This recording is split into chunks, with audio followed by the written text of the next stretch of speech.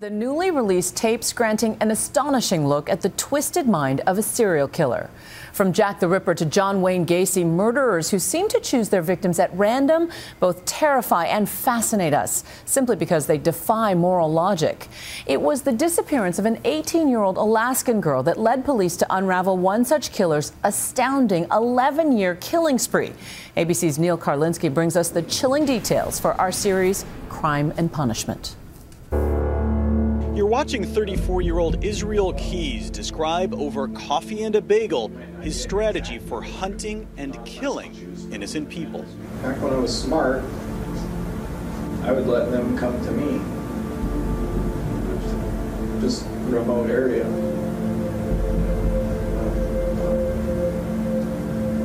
Kind of go to a remote area that's not anywhere near where you live, but that other people go to as well. The police interrogation is in Anchorage, Alaska, where Keyes was being held for the murder of 18-year-old barista Samantha Koenig, seen here putting her hands up the very moment a masked Keyes pulls a gun on her. He zip ties her hands and leads her away from the coffee stand, telling police he killed her, then left to take a cruise out of New Orleans before asking her family for ransom. Gruesome as it is, Keyes wasn't done talking. In fact, the man who matter-of-factly confessed to raping and murdering Koenig left investigators stunned by telling them he's a serial killer. There is no one who knows me, or who has ever known me, who knows anything about me, really. We did spend a fair amount of time talking about his crimes and his offenses as well, and those times were definitely very chilling to hear him talk about what he's done. FBI Special Agent Jolene Godin interviewed Keyes over a period of months, sitting in the same room with a man she now believes to be a real-life monster. He was very meticulous, he was very organized, he definitely planned everything that he did. Keyes traveled the country from Alaska to Vermont, looking for people to kill totally at random, and funding his crimes by robbing banks. The FBI has now retraced his steps, a long list of dates and locations since 2001, when they believe he may have killed repeatedly. They so far have 8 confirmed murders and rapes, including a couple in Essex, Vermont, 4 others in Washington State, and 1 more on the East Coast with the body hidden in New York. And he told agents something they'd never heard before, that he left kill kits or caches buried in several states, filled with everything he'd need to commit a murder. They were in waterproof containers or 5-gallon buckets and included guns and different things he could use to dispose of bodies.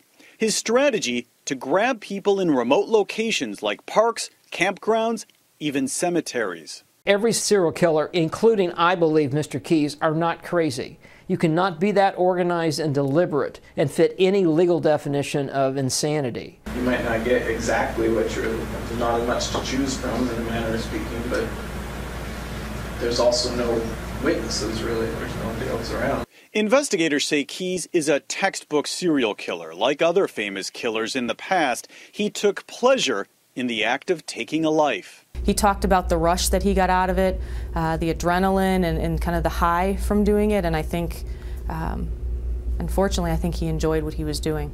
There is nothing probably greater than holding the power and control of someone's life and looking him in the eye and being able to control all of that is intoxicating to serial killers. And that's why they keep doing it. Keyes also told Agent Godin that he could relate to notorious serial killer Ted Bundy, who confessed to 30 murders before being executed in 1989. The 2 killers had similar methods. It's very common for serial killers to have no relationship with the individuals they ultimately killed. Many times they will not do it in their own community. Mr. Keyes, Ted Bundy fits this profile. Prolific serial killers choose their victims carefully, like Gary Ridgway, known as the Green River Killer. But I thought I was doing you guys a favor, killing prostitutes. Ridgway was ultimately convicted of 49 murders and confessed to even more. How he plead to the charge of aggravated murder in the first degree, as charged in count 45. Guilty. Like Ridgway, Keyes seemed to enjoy slowly revealing his secrets. I'm 2 different people, basically. How long have you been 2 different people? Long time. 14 years. Keyes said enough to start a massive investigation, but he didn't tell them everything.